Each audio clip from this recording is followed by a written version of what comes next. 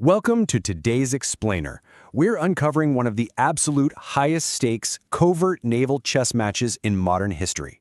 We're going to explore a mystery filled with incredible tactical deception, underwater stealth, and a really tense cat-and-mouse game that played out in the depths of the Bay of Bengal during the 1971 India-Pakistan War. It's a fascinating piece of history, so let's get right into it. Okay, let's dive into this because the central paradox of this brilliant tactical story is just wild. On one side, you have this aging, soon-to-be decommissioned ship, and on the other, a deadly, long-range stealth submarine built specifically to rule the waters. So how does an obsolete ship not just survive, but actually manage to trick the ultimate underwater predator into its own destruction? To understand this incredible naval trap and why strategic deception matters just as much today as it did back then, we first need to look at the geopolitical chessboard that set the whole thing in motion. Section 1. The East Pakistan Crisis. To really understand this naval clash, we have to start with the 1971 conflict on land. This began objectively with a military crackdown on March 25th in East Pakistan. That military action triggered a frankly staggering humanitarian crisis. Almost immediately, refugees began flooding across the border into India. At first, it was about 500 people per day, but that number rapidly swelled. Within a very short period, over 9 million refugees had crossed into Indian territory. This sheer scale of displacement forced the Indian government to urgently set up massive refugee camps and figure out how to manage a completely altered demographic landscape. And you have to look at the financial reality of a crisis like that. Accommodating 9 million displaced people created an immense economic burden for India, totaling roughly $700 million. To put that into perspective, that single crisis was consuming a whopping 4% of the central government's entire budget at the time. I mean, think about what a 4% budget drain does to a nation's infrastructure basically overnight. With diplomatic efforts at the UN failing to yield any real results, this immense pressure forced Indian leadership, under Prime Minister Indira Gandhi, to seek a rapid, strategic solution to stabilize the region. That leads us to Section 2, Execution of Operation X. Because a direct military intervention meant an immediate official declaration of war, a highly covert strategy was devised to cut off Pakistan's vital sea supply routes instead. And this brilliantly illustrates the precise, four-step guerrilla warfare tactics taught to the Mukti Bahani commandos. India set up a secret camp codenamed C2P in West Bengal to train them, and the execution? It is straight out of a spy novel. First, they trained at the camp. Second, they waited for a specific, pre-decided pair of songs to play on the Indian radio on August 15th. That was their go signal. Third, once they heard it, commandos swam underwater under the cover of night directly up to Pakistani supply vessels. And fourth, they attached magnetic limpet mines on time delays and literally just vanished into the dark. This was Operation X. The efficiency of Operation X was devastating. On August 16th alone, major vessels were blown up. In total, the operation destroyed roughly 19,000 tons of crucial arms and ammunition, and it completely disrupted over 100 vessels. The sea route became an absolute nightmare for Pakistani supply lines, and it became increasingly obvious to everyone that this wasn't just some local guerrilla action. This was a highly coordinated, state-backed operation. Section 3. The Rival Assets. Recognizing this massive disruption, Pakistani intelligence uncovered what was happening and began preparing a major naval counteroffensive. This counteroffensive essentially boiled down to a battle between two immense naval behemoths. India's ultimate asset was the INS Vikrant. It's a massive aircraft carrier, basically a floating city that could single-handedly dominate the waters. But it was highly visible and highly vulnerable because it was actually undergoing repairs. Pakistan's only viable counter to the Vikrant was the PNS Ghazi, formerly the USS Diablo. The Ghazi was a long-range stealth submarine, an unseen underwater predator, incredibly deadly and super difficult to detect. Pakistan knew for sure that if they could sink the Vikrant, they could maintain control over East Pakistan.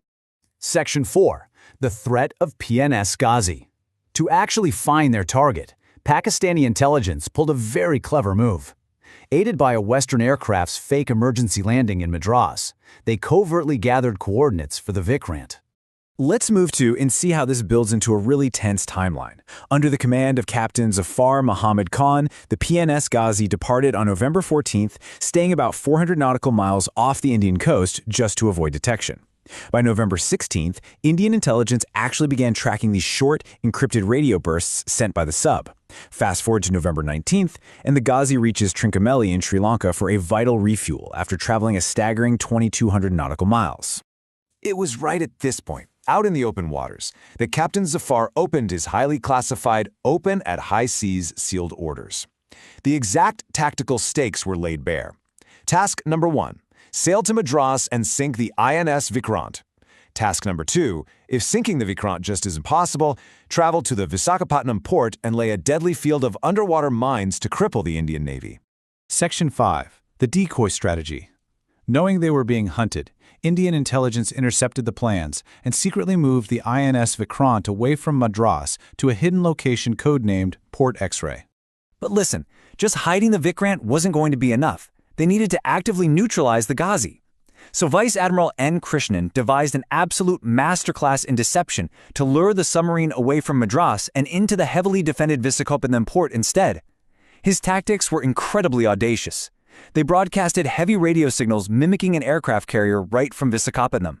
They placed massively inflated, fake orders for vegetables and meat with local port vendors, knowing full well Pakistani spies would notice the sudden spike in food demands. I mean, imagine pulling that off, using giant grocery orders to trick a military submarine. Krishnan even made intentional, open, unencrypted calls to the Madras port captain saying the Vikrant was arriving, completely tricking anyone who might be listening in. Section 6. The Final Showdown. We are now at the narrow entry of the Visakhapatnam harbor, where this strategic trap finally begins to close. The decoy strategy worked flawlessly, drawing the Ghazi directly into those confined waters. But as the Ghazi was laying mines outside the harbor on November 28th, a fatal miscalculation occurred.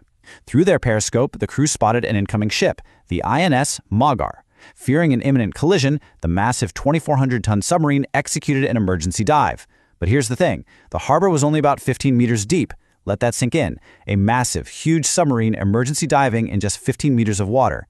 The Ghazi violently struck the seafloor, getting physically stuck and severely damaging its front torpedo tubes in the process. It was trapped. Now, Indian forces didn't actually know the Ghazi was stuck down there. They just knew a deadly sub was out there in the dark. To safely bring the INS Vikrant out of hiding for the impending war, they needed a decoy to draw the Ghazi out. So they chose the INS Rajput, which was an obsolete, soon-to-be decommissioned destroyer. Knowing he was sailing directly into the crosshairs of a stealth predator, the Rajput's commander, Captain Indra Singh, took an immense risk and bravely stated, "I may or may not come back, but INS Rajput surely will." The Rajput sailed out, intentionally blasting its radio signals loudly, acting as a noisy decoy to attract the killer sub. On the night of December 3rd, literally as the official war was breaking out, the INS Rajput was navigating back to port. Suddenly, its sonar room detected distinct underwater vibrations. It was the trapped Ghazi, desperately trying to free itself from the seafloor. Without hesitation, Captain Singh ordered the firing of 2 massive depth charges right over those coordinates. A depth charge creates a ridiculously powerful hydraulic shock, and that shock triggered a catastrophic chain reaction, detonating the Ghazi's already damaged and unstable torpedoes in a massive underwater explosion that literally shook the coastline. 2 days later, Indian naval clearance divers descended into the dark water to check the wreckage, and there, at those exact coordinates, they found the completely destroyed PNS Ghazi. Inside, alongside the tragic loss of life, they found logbooks, secret codes, and a clock forever frozen at exactly 12:15, the precise moment the INS Rajput's depth charges had struck. The ultimate predator had been outsmarted and eliminated, ensuring the INS Vikrant could safely control the seas and dictate the outcome of the 1971 war. So, what does this all mean? It's an incredible piece of tactical history that really shows how intelligence, misdirection, and sheer human bravery can completely shift the balance of power. But it leaves us with a fascinating thought to end this explainer. Vice Admiral Krishnan literally hid an entire aircraft carrier using fake vegetable orders and open radio calls. With today's advanced satellite tracking, digital surveillance, and constant global monitoring, could a massive naval decoy operation like this ever actually succeed again? I'll leave you to ponder that. Thanks so much for joining me today.